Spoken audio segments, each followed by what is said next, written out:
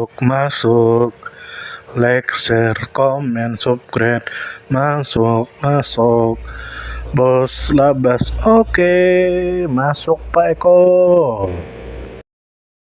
Bertemu lagi dengan kita semua.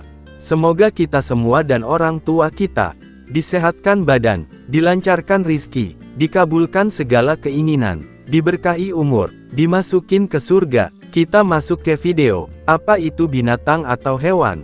Tentu kita semua tahu bahwa hewan atau binatang atau satwa adalah organisme atau makhluk hidup yang mempunyai sel atau banyak sel yang membentuk kerajaan biologi animalia. Biawak ekor berduri tentu kita tahu tentangnya. A. Biawak ekor berduri bisa juga disebut 1.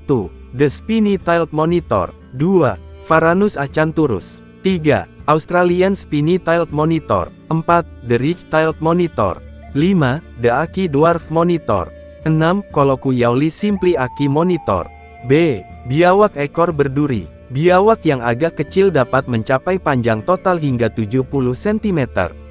Meskipun ada laporan yang belum dikonfirmasi tentang individu liar, yang tumbuh hingga 34 inci, ekornya sekitar 1,3 sampai 2,3 kali lebih panjang dari kepala dan tubuh yang digabungkan. Sisi atasnya berwarna coklat tua yang kaya dan dicat dengan bintik-bintik kuning cerah hingga krem, yang sering kali membungkus beberapa sisik gelap. Ekornya berbentuk bulat di bagian dan memiliki sisik yang sangat berduri. Lalu ada 70-115 sisik di sekitar bagian tengah tubuh. C. Dia bisa beradaptasi dengan daerah kering ini ditemukan 1. Di Australia Barat bagian utara. 2. Di teritori utara. 3. Di bagian barat dan barat laut Queensland. Lalu biawak ekor berduri ini menghuni daerah yang berhubungan dengan pegunungan dan singkapan batuan kering.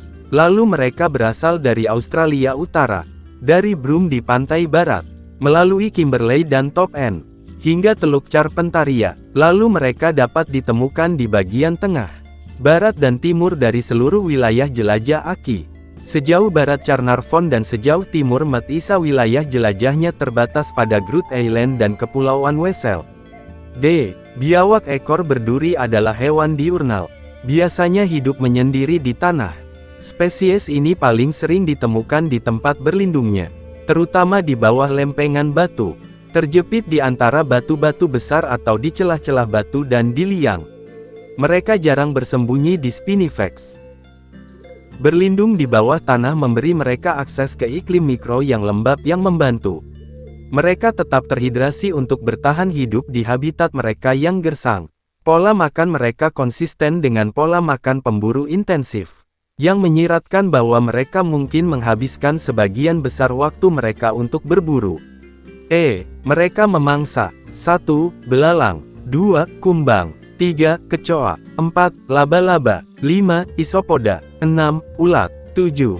Jangkrik. 8. Siput. 9. Serangga tongkat. 10. Kelabang. 11. Jangkrik. 12. Kutu. 13. Skink. 14. Tokek. 15. Kadal naga.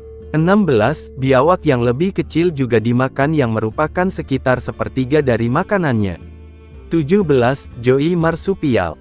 Lalu kemudian sekitar 70% kebutuhan airnya berasal dari makanan. F.